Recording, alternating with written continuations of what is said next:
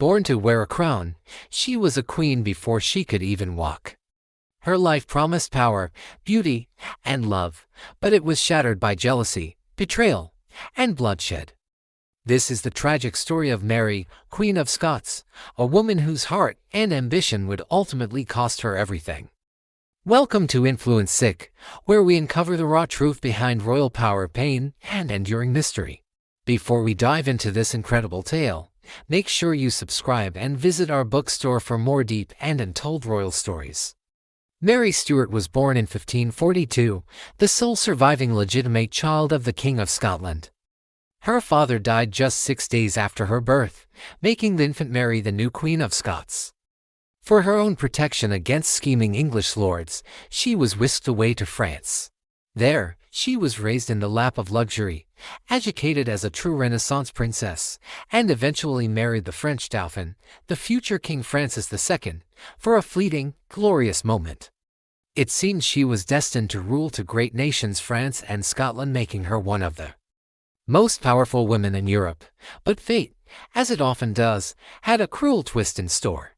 After the sudden death of her young husband, King Francis, a widowed Mary returned to her native Scotland, but the home she returned to was not the one she left. It was a land torn apart by religious conflict and political intrigue. As a Catholic queen in an increasingly Protestant nation, she was viewed with suspicion. And across the border, her own cousin, Queen Elizabeth I of England, watched her every move. Initially, their letters were filled with sisterly respect and cousinly affection, but Mary's beauty, charm, and, most dangerously, her legitimate claim to the English throne soon turned that fragile friendship into a cold, consuming fear.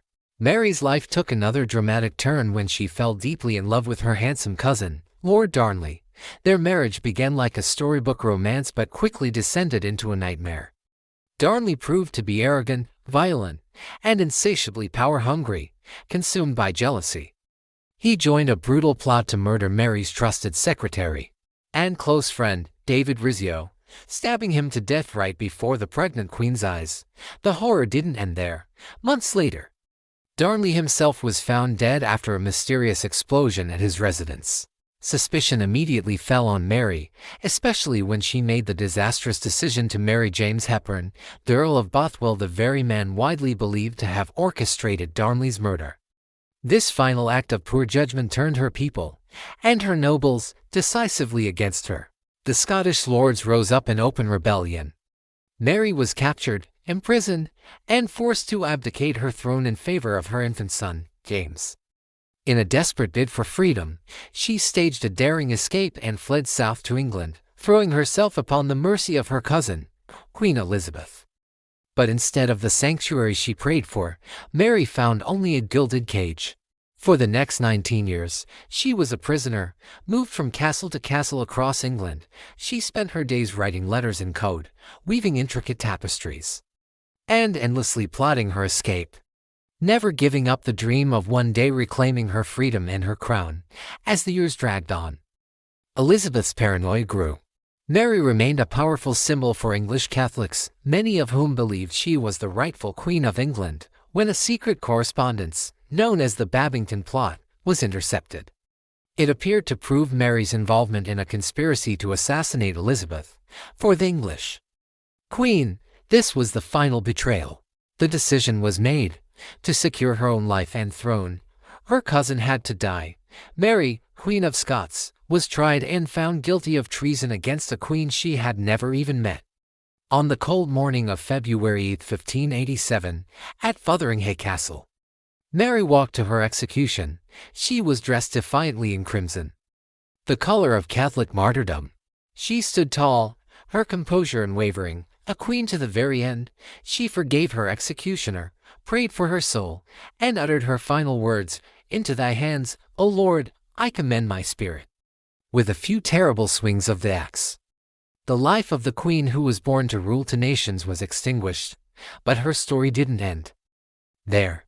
In a final, ironic twist of fate, her son, James VI of Scotland, would later inherit the English throne upon Elizabeth's death, becoming King James I of England and uniting the very two crowns that had torn their families apart. Mary, Queen of Scots, remains one of history's most compelling and tragic figures. A woman of immense charm and intelligence, she was perhaps too quick to love and too willing to trust. She lost her kingdom, her freedom, and ultimately her life. But her story continues to echo through the centuries, a timeless and chilling warning about the brutal intersection of power, politics, and personal betrayal. From a pampered princess to a hunted prisoner, from a celebrated queen to a condemned martyr, Mary's life is a testament to how even those born to the highest echelons of power can be brought down by ambition, fear, and the complexities of the human heart. If you're fascinated by royal secrets and the true stories behind the crowns, make sure you subscribe to InfluenceSyc. And don't forget to visit our bookstore for exclusive historical content, rare books, and deep dives into the royal mysteries that time forgot. Thank you for watching InfluenceSyc, where history speaks its truth.